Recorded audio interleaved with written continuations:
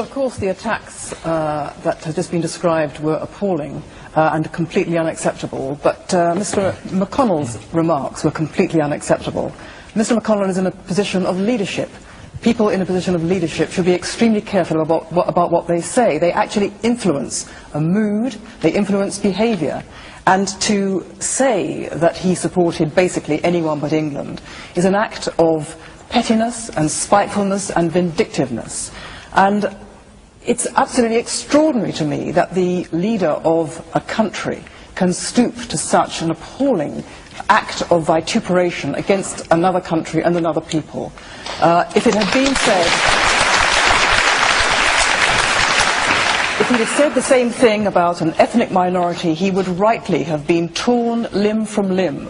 What is it about the English that makes them into prize sport? Surely it's time for Scotland to grow up, and I believe that the majority of Scots have indeed left all this long behind them, and it's a very sad thing to see Scotland's first and most important politician reverting to an ancient stereotype of Scotland in this way.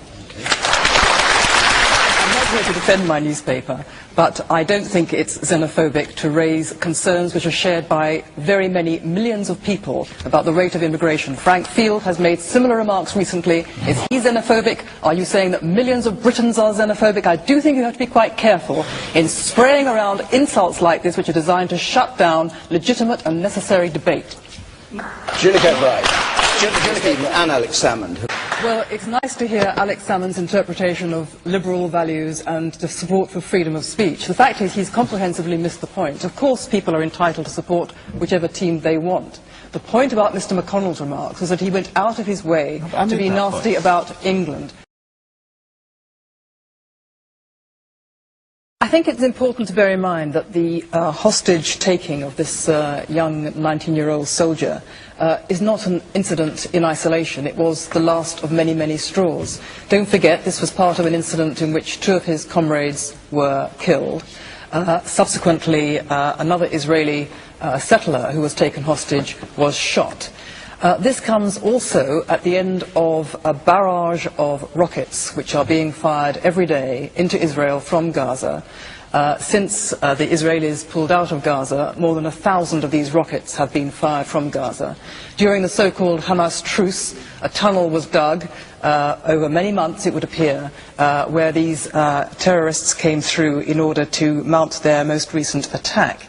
Now, you talk about restraint. The fact is that since the pullout from Gaza, during this time when these rockets have been pouring out from Gaza into Israel, Israel has done very little. Israel has shown extraordinary restraint. Indeed, the Israelis have been extremely exercised by the fact that their government has apparently done very little. This was the last straw.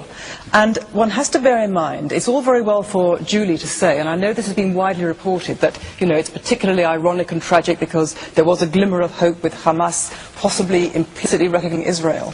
I'm afraid that once again the wool is being pulled over the eyes of well-meaning people who are desperate to find a glimmer of hope. Hamas are not stupid.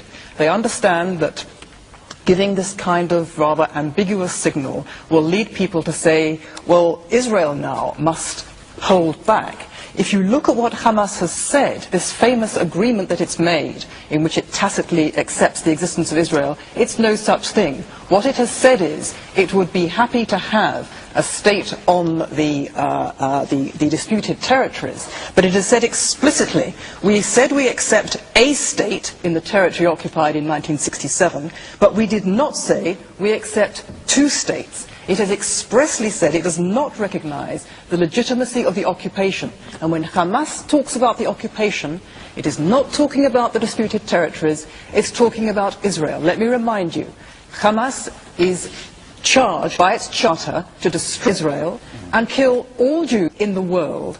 And recently Hamas said that it intended to attack Britain and America, because Hamas following a religiously inspired doctrine. Do you think that the call for restraint, therefore, is wrong?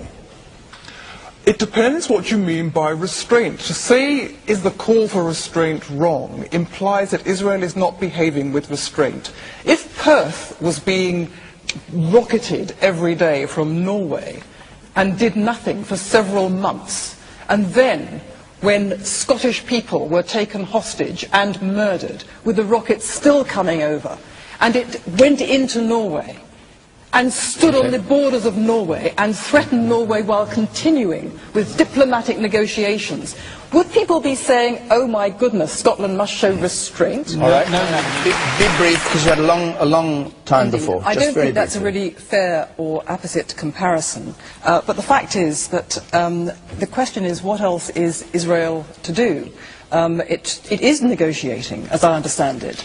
But when you're faced with people who will not negotiate, whose position is non-negotiable, what are you to do? It is a terrible thing. There are innocent people caught up in this.